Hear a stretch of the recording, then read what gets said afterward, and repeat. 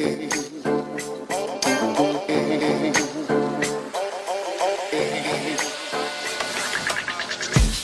it rains up out here, All right, everyone. Well, thank you for sticking around for this next talk. We got Chris Kramer here from Karl Strauss Brewing in San Diego. It's a distributing brewery as well as a brew pub. And Chris is one of the most fascinating men that I have ever had lunch with for 3 hours. I actually wish we could spend more time doing this here today because yesterday was so fantastic. We spent like 3 hours together talking about everything that we were going to discuss today. And yeah, you've got an incredible mind. I think you're a genius, maybe. I doubt that. Ask my wife. You did go to Stanford, after all. So yes, anyways, Chris Kramer is the co-founder and CEO of Karl Strauss Brewing. And he's here today to discuss, among other things, his experience launching and building what at the time was San Diego's first craft brewery since Prohibition. And Chris launched Karl Strauss in 1989, and he's seen it all. He really has seen it all in the beer business. He's got some incredible stories. And yesterday we came up with this idea of talking about building a 100-year-old company.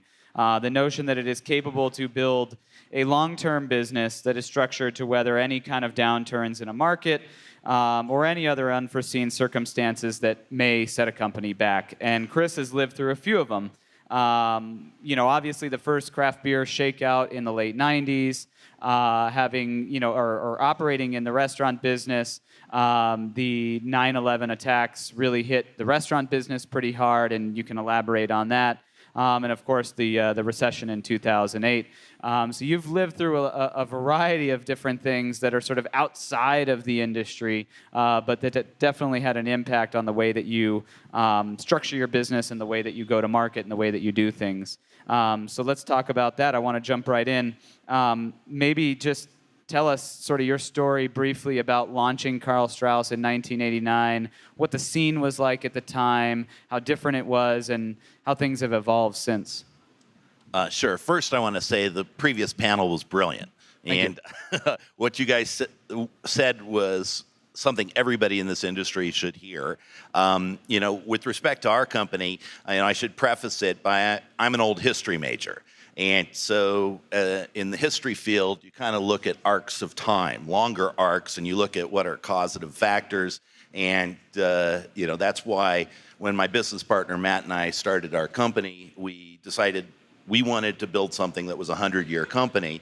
And we also, came out of business school background at a time when there was a lot of focus on Japanese, thought processes and how you run businesses. And rather than focusing on quarter-to-quarter results, you look at 20, 25-year results.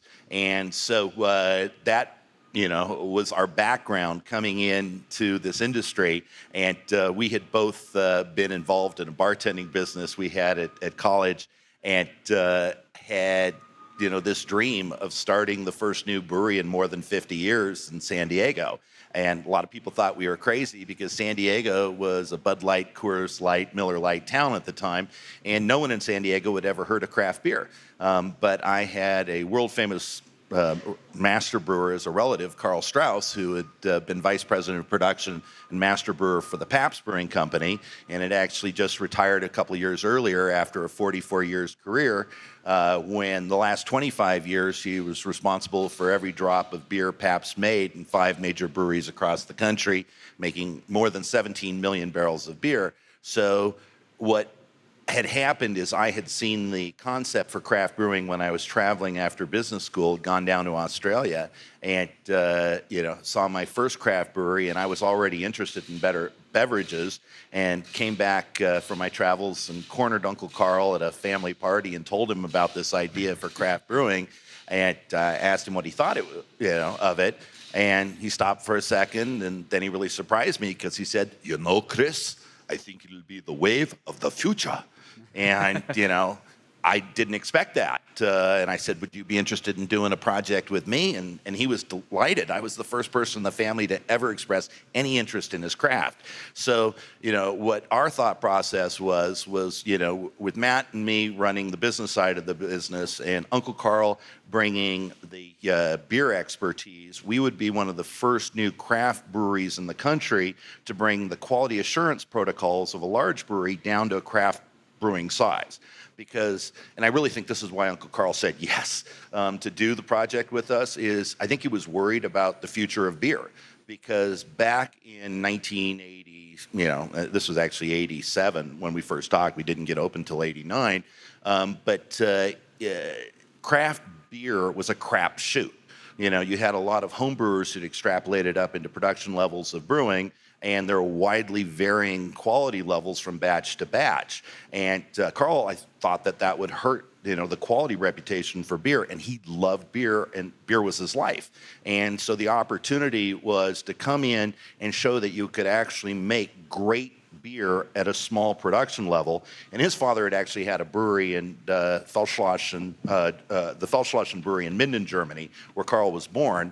And so what we wanted to do is go back to make those family-style beers, and then expand the taste of San Diegans. But since no one had ever tried a craft beer before in San Diego, we didn't think we could just go out and start a distributing brewery, because we would be at such an enormous resource disadvantage to the big brewers, and no one had ever heard of our type of beer or wanted it. There was no market for it. And so what we determined to do was follow the model that I'd seen down in Australia in Fremantle, where they had a brew pub, and it was the Sail and Anchor that had inspired me. And here was a place that seemed to be doing great volume. They were pairing beer with food, and the beer was differentiated from better than any beers I'd had to that point. And that pairing with food that was familiar made it accessible. And there was a comment made in the previous panel about kind of the future of beer as a beverage as whole. And one of the things that I like to think about in the world of beer is that people always have talked about wine and food pairings, and that this is kind of what the cult is. You pair these two beverages, but in the whole world, vastly more beer is consumed with food than wine is consumed with food. I mean, when was the last time you ever had, a Mexican meal and ordered a bottle of Cabernet? I mean, it just doesn't happen that often, or Thai food or Chinese food.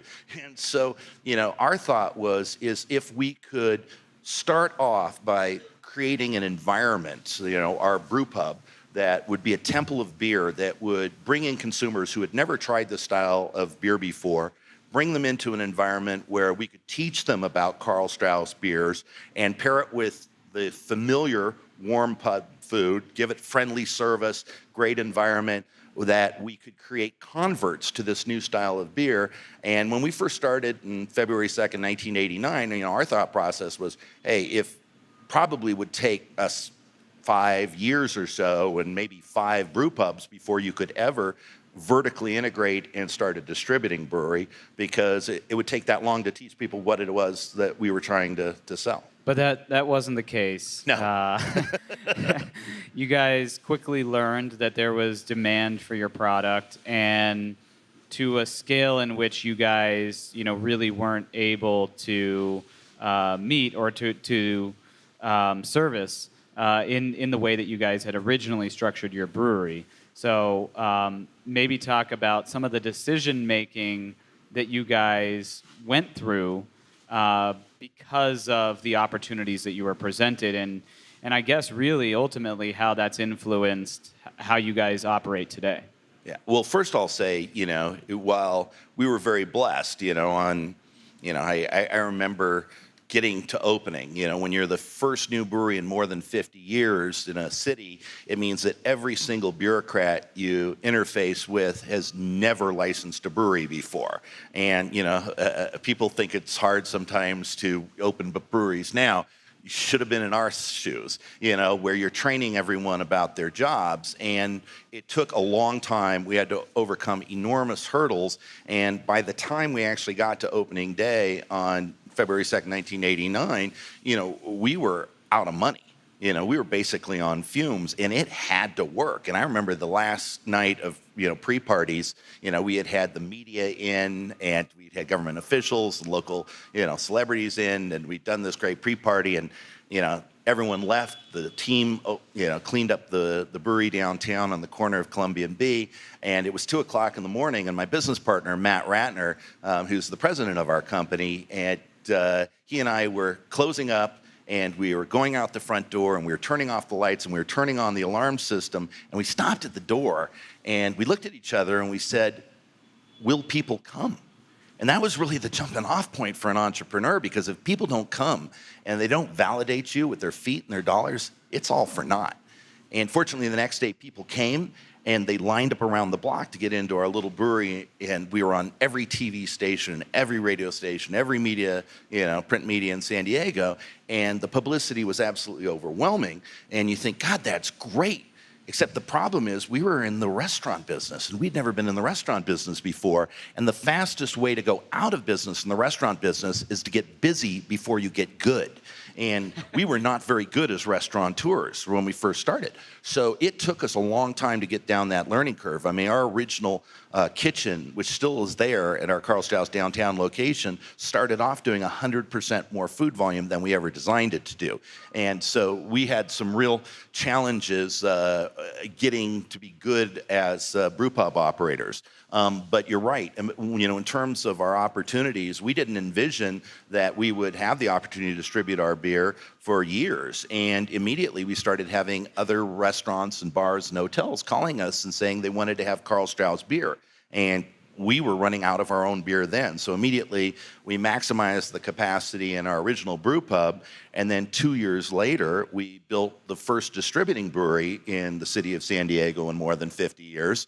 And I told you yesterday, we managed to buy a brewing system out of bankruptcy in Scottsdale, the old Camelback brewing system. And we hauled it back to San Diego, and we had a little 2,000 square foot bay. And we started making one beer, our Karl Strauss Columbia Street Amber, and we had one van, and we had one salesperson, me, and we did it one size, full kegs, and that's how we started the distributing brewery business, in San Diego. But from that, it's grown and grown, and now we're one of the top 50 craft brewers in the U.S., but we still only distribute in one state, California. And it's a big state, though, and people forget that my state is actually has a greater population than all of Canada. And within a 4-hour drive of our brewery, we have probably 24 million people. And so there's a lot of opportunity, and beer is mostly water. And the further you ship it, from your home base, the less profitable it is. And I'll also say that from the very beginning, because Uncle Karl had come from the Feldschlossen brewery and the phenomenon of breweries in Germany where you had this local focus, everyone would go to the local brewery, we always thought of craft beer as being a local phenomenon. And so what we wanted to do is start off in San Diego, my hometown. I'm a 4th generation San Diegan, and we wanted to make beers as great as the Southern California lifestyle. And we wanted to be local to our region, wherever we were. And, we never started off thinking, okay, we're going to be a nationally distributed brand. But one of the ways you project local is by having a physical presence in a neighborhood, and then one by one converting people to your brand, which is what we had to do at the beginning because there was no market to sell craft beer into. Did you think when you started that you were going to be building a 100-year company? I mean, did you go into it with that philosophy? Absolutely. In fact, when we chose our original location downtown, we were looking at a location that was not a part of downtown that was fully developed yet. And yet we knew that there was going to be $500 million worth of development in like the next 5 years in the surrounding blocks with new office towers. And we also looked at that, and it was the influence leaders who were in that area of downtown, the government officials, the business leaders, the lawyers, that we wanted to influence because they in turn were the people others looked to for taste preferences. And so all of our early, all of our decisions actually in terms of our brew pub locations, and we now have 10 satellite breweries or brew pubs in Southern California, have been made, based on growing the Karl Strauss brand for distribution. So what were and what are the characteristics of a company that thinks as long-term as Karl Strauss does? And, clearly the environment back in 1989 was vastly different than it is today. And talked about having, one delivery van and one product offering and one keg and one guy selling it. And, distributors driving nails into your lines and kegs and stuff. Simpler times for sure in terms of sales. But I'm trying to contextualize it for today's marketplace and the idea that, there's a brewery that may have just started or is, a few years in and might want to think about building a company that can last 100 years. What are the characteristics of those companies? Well, first of all, you have to know who you are. What's your reason for being? And why would consumers want you? I always recommend Entrepreneuring by Stephen Brandt is one of the great books to people who are starting off in business as a great way to focus your thought process. And he's got 10 principles for building a growth company. From our standpoint, we knew that our point of difference going in was going to be the quality of the beer. Uncle Karl gave us a unique quality background. Then, as we evolved, the next thing that we wanted to do is we wanted to differentiate ourselves by having the ability to innovate rapidly. So when we started in 1989, we had 8 different beers on tap that we made ourselves, which, at the time was extraordinary. Now it's like insufficient. But, it was really weird that, people were like, oh my God, a brewery can make 8 different beers and 8 different styles and they're all true to the style and they're all expertly made. That's crazy.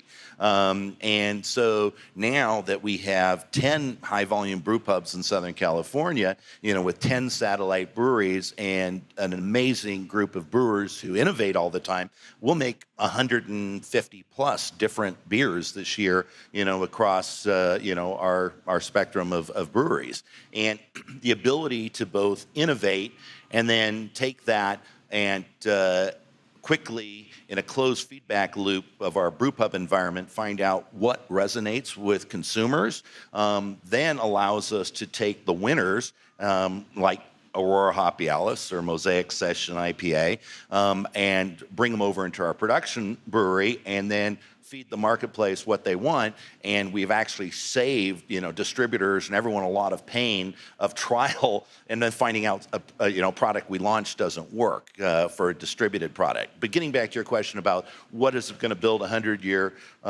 company, it gets back to both understanding what your sustainable, differentiable, competitive advantage is going to be over that arc of 100 years, and you have to build the culture that will enable you to achieve that goal, and then you have to have capital sufficiency. And John was talking about that earlier in the previous panel, and I would almost stood up and said, "Amen," because you got to have it, because if you don't figure that out, you won't be able to do what's right for your team, what's right for your customers, and what's right for the beer. And you have to do what's right for all those 3 things if you want to build a 100-year company.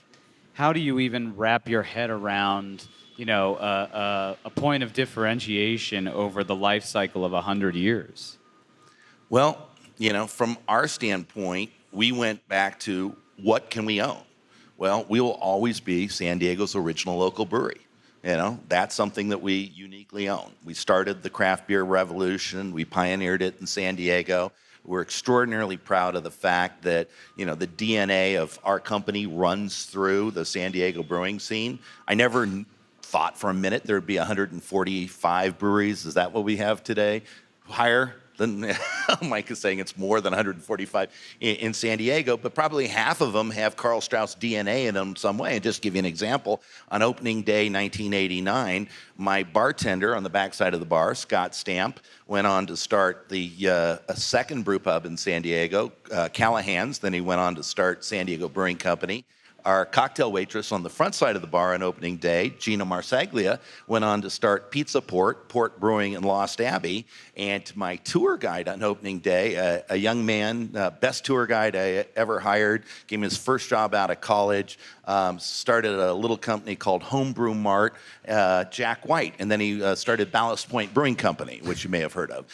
But, you go through the ranks of San Diego brewers and people we've inspired, Flash, Chuck Silva was a Karl Strauss brewer. The list just goes on, and we're friends. And I think it's one of the reasons why our industry is so successful in San Diego is we have this extraordinarily collaborative, friendly environment because we've all known each other for a long time and been working together. But so we found the things that we could own, and we also found the things that would drive long-term success for us. And then get back to being local. We go into a community, and if we build a Karl Strauss brew pub, it's for the point of two things. One, it has to build our Karl Strauss brand and differentiate us to consumers and make long-term raving fans. And secondly, it has to be a profitable operation in and of itself. If it doesn't meet those two criteria, we wouldn't even consider it. Yeah. Let's talk a little bit about that profitability factor. One of the interesting things that you guys have done and shifted towards is the way in which you guys capitalize your business. So I'm curious how you started out, how you initially funded Karl Strauss, how that's evolved, because as we discussed yesterday, you've moved into a situation where you've gone to privatize debt and instead of taking out traditional bank loans. So I'm curious how that functions, what the sort of key differences are, what it enables you to do, and why you think that's a better approach than perhaps the approach that a lot of other brewers are taking right now. Yeah, to start off with, when we started, I'm so old that in 1989, LLC, the form, didn't exist. And so as we kind of looked across the business forms that we could choose for starting our company, we chose to establish ourselves as a limited partnership. In fact, the actual name of our company is Associated Microbreweries, a California Limited Partnership, DBA, Karl Strauss Brewing Company. The reason why we did that is because the tax code allows you to take advantage of the depreciation you get in our industry with large capital investment and not have double taxation as you would with a corporation.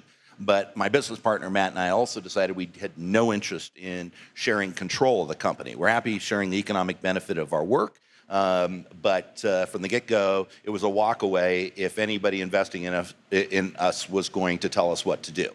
And so the limited partnership form allowed us to separate ownership and control, and we established a separate corporation, which is an S Corp, that's the general partner to the limited partnership, and that enabled us to follow our dreams and get people who invest in us. We started off with 36 investors in 1988 when we did the original round. It has grown significantly over time. I will say that some of the original investors have devolved their interest to 12 grandchildren, and so I think we now have 270 investors. But then that equity structure got us started. We had a conversation yesterday about what happened after 9/11 when the industry got whacked upside the head, the restaurant industry in Southern California in particular, where overnight restaurant sales dropped 20 to 30%. And at that point in time, we were in development in our Costa Mesa location. We'd signed a lease with a landlord. And we were going through the process of developing the plans. We had gotten a $500,000 line of credit from our bank, and then 9/11 hit. And when that hit overnight, suddenly our bank pulled away the line of credit. And we learned a really tough lesson, which is that bankers, in all the good faith that they have, will look you in the eye and they will tell you, that they're going to do this stuff, but if the federal government regulators come in and take over the bank, they're not in control. The guys behind the curtain are in control.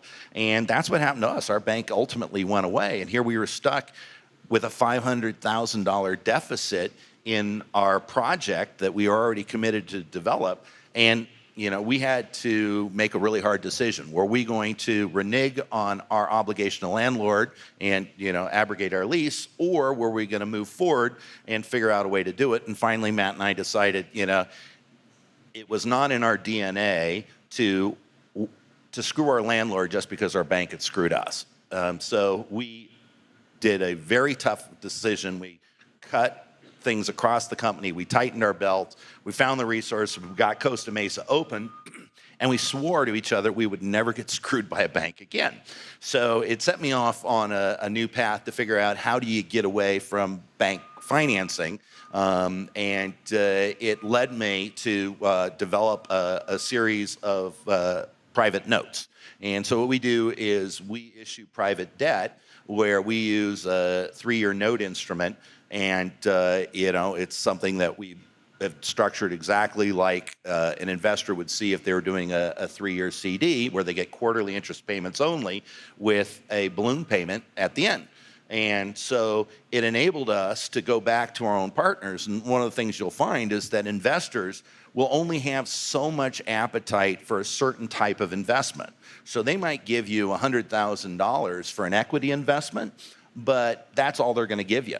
Now, if you come back to them and then you give them an opportunity to invest another $100,000 as a debt instrument, they may have a portion of their portfolio where they're interested in getting some sort of annuity like that. And so you might be able to get a second $100,000 out of the same person.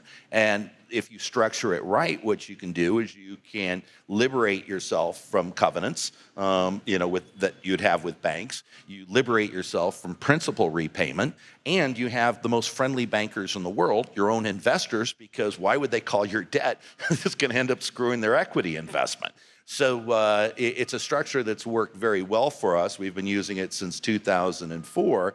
And, I think about some of the, the hard times that the industry and, the world has gone through, especially the Great Recession, when we were in the middle of building our new bottling line, and I had just done a $6.5 million private debt offering to give us the resources to build our new bottling line, and the world went to hell. And we saw a bunch of companies failing around us, and fortunately, we didn't have the relationship with a bank where a bank was going to call our debt. It was just, we kept plowing through and managed to get through a very difficult time. I'll also say there is one other instrument that you might take a look at, and I recommend this to, especially young brewers, is real estate. That same investor who may only give you $100,000 for equity investment, $100,000 for debt investment, might give you another $100,000 for a real estate investment. And real estate investors are completely different in their outlook. And so if you structure your deals right and you have the opportunity to buy the real estate, you can actually sometimes finance things through the purchase of a real estate that you otherwise couldn't do. So this has enabled you guys to remain much more profitable than you probably traditionally would be as both a distributing brewery and as a brew pub, correct? I believe so. I don't know exactly what the standards are, but we've been very blessed. And it's also opened up the opportunity for you guys to take advantage of specific situations. And something that, I think we'll probably see a bit more of. We've seen a few examples of it, but we've watched a number of breweries find themselves in distressed situations. And you mentioned, your original brew house that you were able to acquire for cents on the dollar. How much of that do you think we can expect to see over the next, 12 to 18 months, 5 years, whatever you want to call it? And, where will Karl Strauss fit into that? Where will other companies fit into that as they potentially look to capitalize on, some unsuccessful businesses? Yeah. There's going to be a tremendous amount of this that's going to be available. And I go back to the 90s. I met David Walker, who was a dear friend, the first time it was at the Nor'Wester and then the Aviator bankruptcy proceedings. And we were both there picking over the assets of these brewing companies. And I told you yesterday, we picked up a entire cold room for $4,000. A cold room that to this day we still use. We packed it up, we shipped it down. And we also picked up a mill that we replaced a year ago. And we picked up some other tanks. But the point is, Uncle Carl used to always say that the beer doesn't know or care whether you paid retail, wholesale, or bankruptcy prices for good equipment, as long as you got a good equipment. But the beer doesn't know, but the ROI definitely knows. And so you have to buy smart. And Matt and I joke that we're somewhat of bottom feeders. You know, we've taken over failed restaurant locations. We've used other people's assets which have not been purposed correctly, or they didn't, you know, most of the time when people go out of business in any business, it's because they're undercapitalized. And so, you know, what we've tried to do is put ourselves in a position where we have the capital sufficiency to be able to seize on opportunities. And so, you know, like happened in the late 90s, there is another wave coming where there's going to be a lot of assets for sale for pennies on the dollar. And, you know, the Pyramid Brewhouse that we bought, you know, Pyramid had 2 breweries working at full capacity. They went public.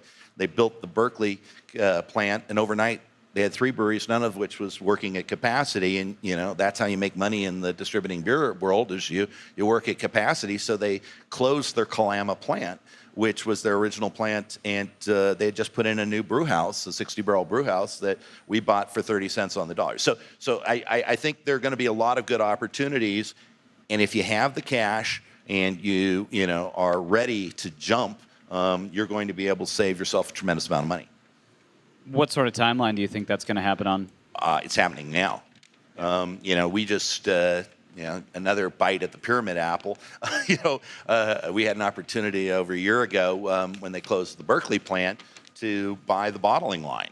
And it was one of those things where if you happen to have had $450,000 in cash in that afternoon, you could buy basically a $3 million bottling line for $450,000. And, you know, we knew we were going to be building a new distributing brewery. And so we just bought it. We brought it to San Diego, and we put it in storage, and we're going to be using it when we open up our new Santee facility. One of the other strategies that you guys have as a business is owning the real estate as well. When possible. If possible. And talk to me about why that is so important to you, actually physically owning the land. Well, you know, we've always believed that you need to match the ownership, you know, with the level of investment you're making. So if you're going to be making a $40-50 million investment in a brewery, you really should own the land underneath it, you know, especially if you're looking to be a 100-year, you know, company. You know, if you have a landlord, you know, you're always going to be at risk, you know, because that landlord is not necessarily aligned with what you want to do. The other thing is, you know, you have the opportunity to both, you know, make more money because you'll get the real estate appreciation and the value. And in our particular business, you know, you have to understand we have 2 sides of our business. We have the distributing brewery business, and then we also have the brew pub business. And when we go into a location with a brew pub, we create tremendous value in that location. And so landlords would really want us. But instead of creating the value for the landlord, if you can capture that value internally by owning the real estate, then what you can do is you can actually create a subsidiary LLC of your investors, as we've done, and, you know, have a group that wants to participate in the real estate and then divvy that up without giving a portion of it off to an external landlord who doesn't have your interest at heart. So is the real answer here just to go to Stanford and learn all this? No. We were so anomalous. You know, people thought we were so friggin' crazy to, you know, go into the craft beer. And, you know, here we were, 2 young guys. We were 25 and 27 when we started the business. And, you know, but we just loved beer. And, you know, we loved hospitality. And we thought, you know, what could we do with our lives that would be meaningful and that we thought 25, 50 years later we'd still enjoy doing. And one thing we knew was we loved beer, and we'd still love that 25, 50 years, you know. And I got to tell you, I'm as I'm even more passionate today than I was when we started about this industry. And what's really been great is not only the growth of our industry in San Diego and across the country, but the growth of our Karl Strauss team and the culture that we've built. We have approximately 1,100 Karl Strauss team members, and to be able to have this wonderful group of individuals who fully embrace our mission of making people happy, one Karl Strauss beer at a time, and really living Uncle Karl's values. And we always challenge our team members to, if they're ever caught wondering what they should do, they should ask themselves, WWKD, what would Karl do? And the answer would be, take care of the guests, your team members, and take care of the beer and do all those things right, doing an exceptionally high level. And when you get this passionate group of people around, it builds the industry. And so whereas a lot of people these days, I think, are trepidatious about the future of craft beer, and you were mentioning that beer in whole is down and the growth of craft beer has slowed, we look at it and we say, God, it's so much better when there was no market for craft beer and we were doing every single customer interaction as a cold call. Yeah. And we had to make everyone a convert. So now I look at the future and I have 1,100 passionate team members who are going to help us build new raving fans for Karl Strauss. And the other thing is we've managed to diversify away our risk by having 10 different locations, with our brew pubs, and then also having our distributing brewery operations. And risk diversification is really important. As John was talking about, before, the financial aspect. You have to think about these things. You have to have a long-term vision of where the industry's going and where you're going, and you have to build solid business plans to get there. Can you explain why having more locations on the brewpub side actually diversifies, or I guess it's not lowering your risk? I mean, it seems like it would increase your risk. No, it lowers the risk, and I'll tell you why. Because, again, it's a local phenomenon, and I happen to be the past chair of the California Restaurant Association, so I know something about the restaurant industry, and the location. How many times have you all heard that? It's absolutely true. So if you make good locational decisions for a minimum of a 25-year arc, and then you do that repeatedly in different markets, then you might have an area impact on any one of your locations or a couple of locations, but they're not all going to go south at the same time. They're not all going to have competitive entry at the same time. And so you mitigate your downside risk. And actually, sure, if you wanted to borrow money, from a bank, you become more financeable. Got it. That makes sense. In addition to the way that you've structured your business financially, what are some of the other decisions that you've made over the years that you would describe as prudent long-term business decisions? And you touched on it a little bit with company culture, but I'm thinking also in terms of marketing and real estate development. I mean, what are some of the other ways that you guys view yourselves as prudent? And to add to that, what are some ways that in today's market craft brewers can kind of follow in your footsteps and be prudent as well? Well, first of all, I will say that probably our biggest criticism of our company is that we don't move really fast. We're very deliberate. My business partner, Matt, who's one of the smartest people I've ever known, is someone who is extraordinarily analytical. And you always want to have a business partner who is different than you. So he makes different mistakes.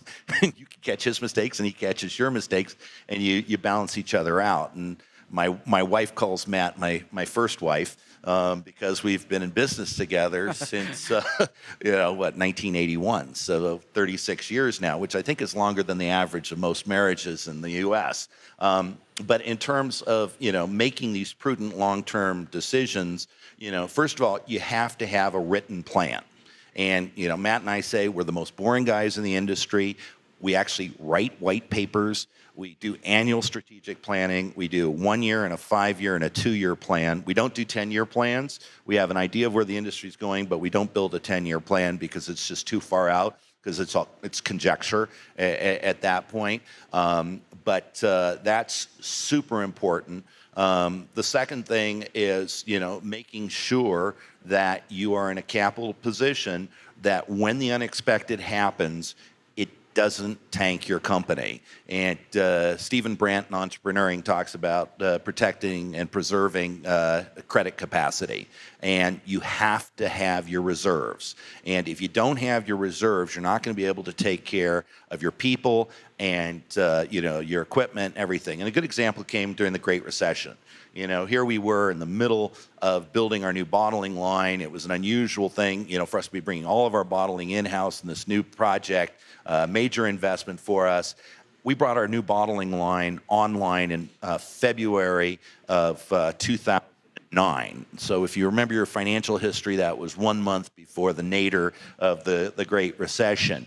And it's a very expensive project to go down a steep learning curve of, becoming a bottler of your beer when you've never done that before, and especially doing it in that environment.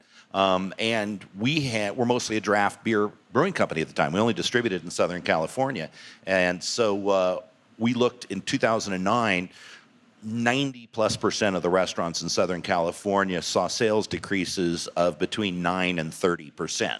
And so there was a huge impact in our area, and we had to make some really tough decisions about how we were going to get through this time. And the decision that we made was that we will cut a lot of things, but we would not let anyone go in our company, because we knew that the hiring environment out there was so poor, people were not going to be able to find other jobs, for support their families. And so that was a cultural decision. It was extraordinarily difficult. Had to hawk everything we had to get through that time. Matt and I didn't get paid for many months at a time, but we got through that. And coming out of the Great Recession, it was such a great cultural boost to us because people knew that Karl Strauss really cared about the family. And, you go and you talk to our team members, and they live our values, and they really believe. And I can't tell you how many times I've had people come up to me who work on the Karl Strauss team and say, this is the greatest company I've ever worked for. And it's like, yeah, it's the greatest company I've ever worked for, too. And, that's the sort of passion that makes you successful. And if you can get that sort of passionate team, if you can build a culture, if you can invest in that culture so everybody conveys that sort of belief and enthusiasm and love for beer, then how could you not have a future? How could you not grow? And I'm really proud of the fact that even in this era when there are headwinds, our company grew over 26% in the first half of this year. And so it's you can grow in this environment. The industry has to grow. It will grow. And the reason is people don't go backwards in their taste preferences.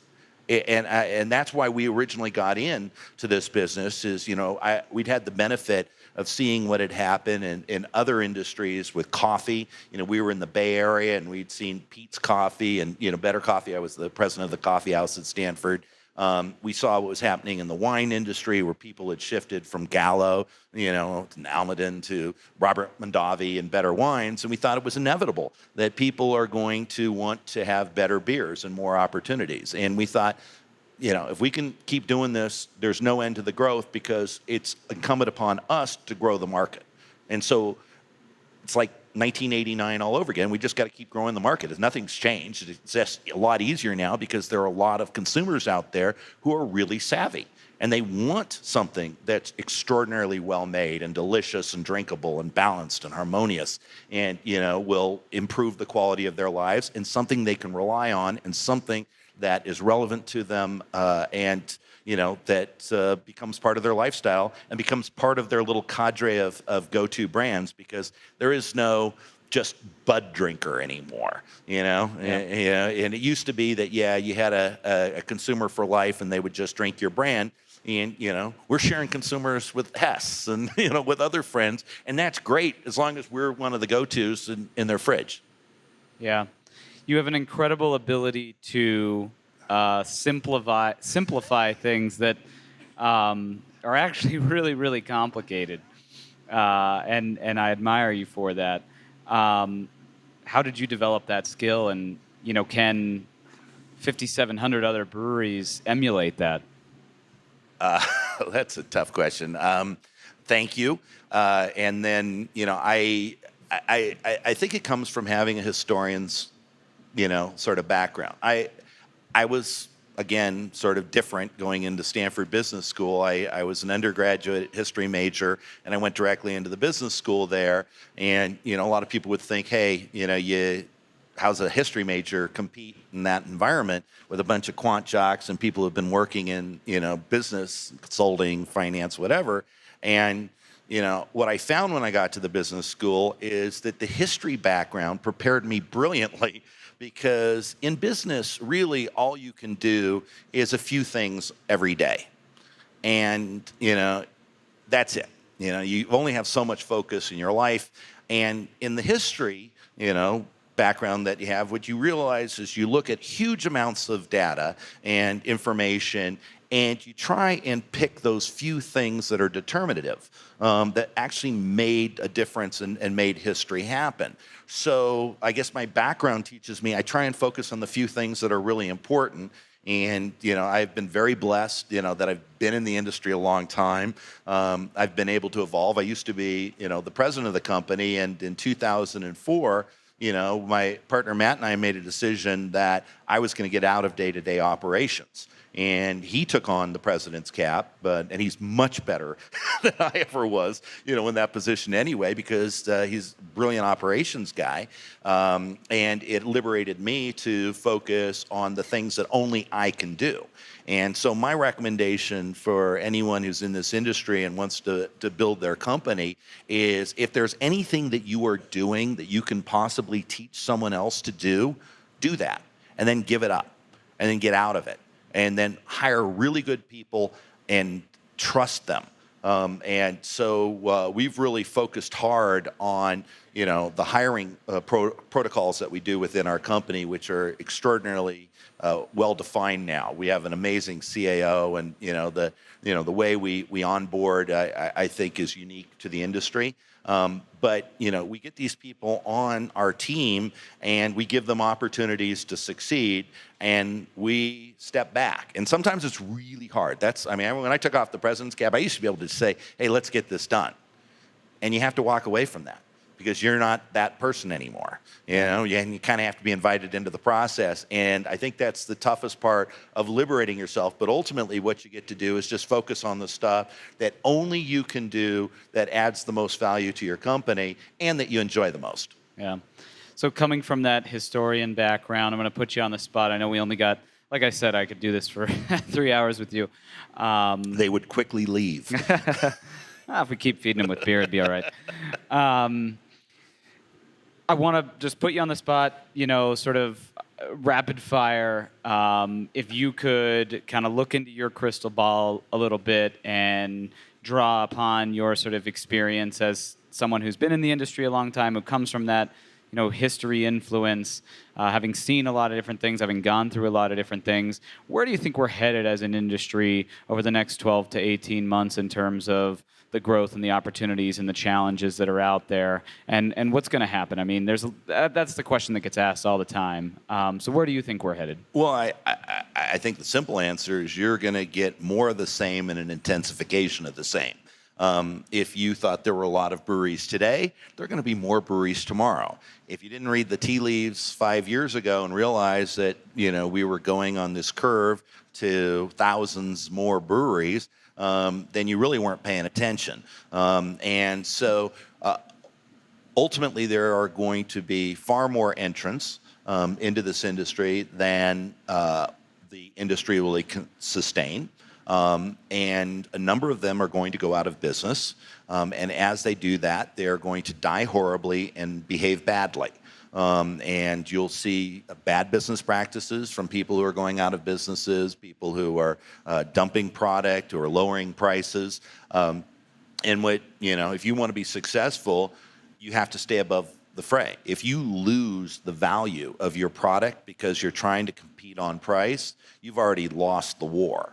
And I remember I was working with an executive education program at Stanford, and we had all these marketing executives from all over the world who came, and I was the assistant helping.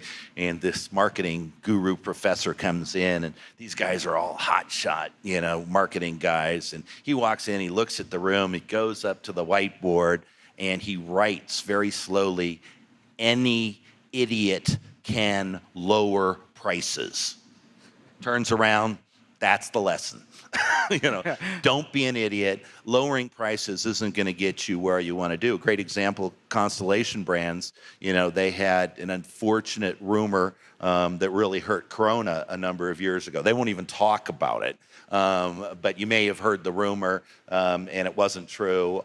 But to the credit of those guys, even though they lost a huge amount of volume overnight based on a false rumor, they decided they were going to maintain their prices, and they were able to come back. If they had dropped their prices, Corona would not be what it was today. So you're going to have to look at this environment. Yep. You're going to have to expect a lot more competition. You're going to have to expect a more fickle consumer, a more highly educated consumer. You're going to have to find ways to remain relevant, and you're going to have to find ways to service that market with your brewing capacity, which may mean that you're going to need smaller batches that you can shift your styles more rapidly, rather than huge, core brands that you are selling a sea of, because core brands, are not necessarily going to be part of our future. Very interesting. So many more questions that I'd love to ask you and didn't get to. Unfortunately, we're butting up against the shot clock here. But Chris, thank you so much. Hey, again. Thank you. Always fun. Round of applause for Chris. So before we sign off today and let you guys go enjoy some beers and get over to the GABF, did want to thank Great Divide once again for hosting us, and also thank our sponsors who helped make this happen. They're all listed here, but I'll name them briefly. Brewery Pack, EKS&H, Ska Fabricating, Pro Chiller Systems, Markham Amaj, and Vicinity Brew Software. Without them, we wouldn't be able to get the whole team out here and set up these bright lights that I can't really see through, and convince people like Chris to come hang out with us for a few minutes. So really, really, really appreciate their support. Appreciate the access that we have to this wonderful venue here at Great Divide. And we also raised a good amount of money for the Colorado Brewers Guild today. Over $2,400 raised for the Colorado Brewers Guild. So thank you guys, everyone here. That's all on you. If you like what we did here today and you want to come see us again, we'll be in Santa Monica November 29th for our full-day business conference called the Brewbound Session. A lot of this stuff, but for a full day. So we hope to see you there. Let's have a beer. Cheers.